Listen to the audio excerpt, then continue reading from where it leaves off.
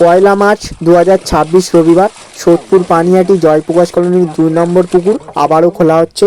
এই পুকুরের টিকিট মূল্য কত, এবারে সমস্ত নিয়মাবলী আজ তোমাদের সামনে তুলে ধরলাম।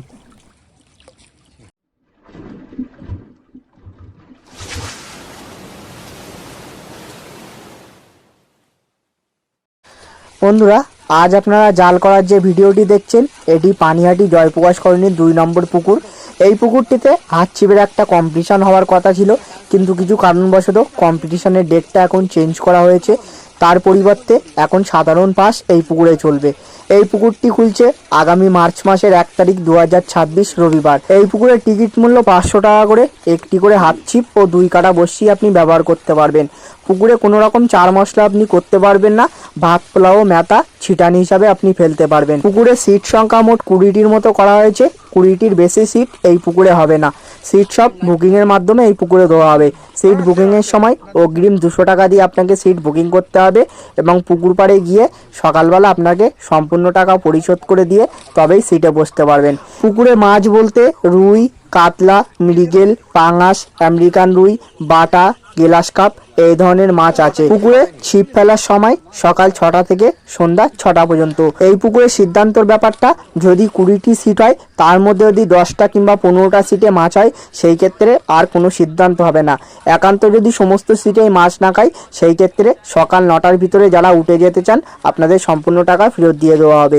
এই পুকুর মালিকের নাম্বার স্ক্রিনে দেওয়া আছে, আপনার এই নাম্বারে যোগাযোগ করে সিট বুকিং এবং এই পুকুর সম্বন্ধে যদি আপনাদের আরও কিছু জানার থাকে সরাসরি ফোন করে সব কিছু জেনে নিতে পারবেন।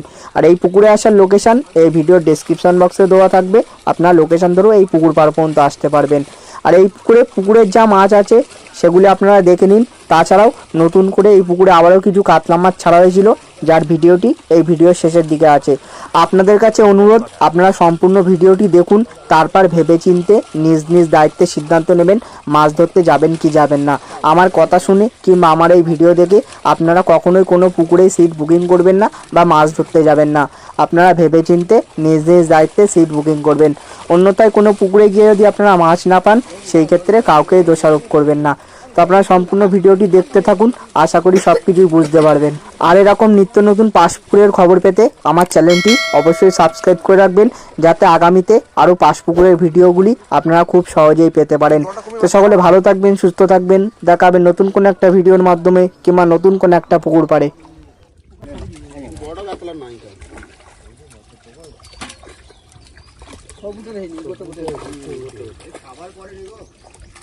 খাবার তো সব আছে কিনা মাছটা রোগা রোগা, তারপরে মাছ পুকুর হিসাবে চাপ রয়েছে।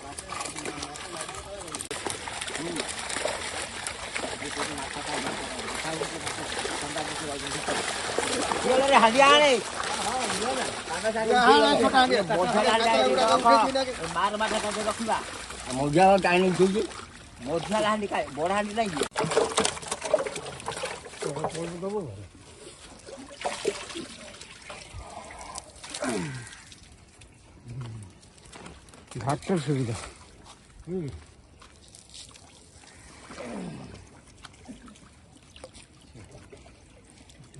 মাছ কিছু হবে না। এই জলটা থাক, এই জলটা থাকবে। আবার মাছ আসবে। হ্যাঁ হ্যাঁ ঠিক আছে।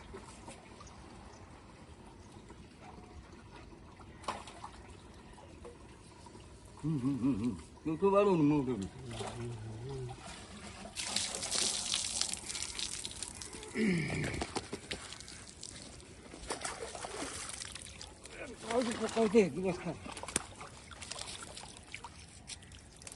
পানি পড়ে এলাম পড়া আবার সকল দেখি। হুম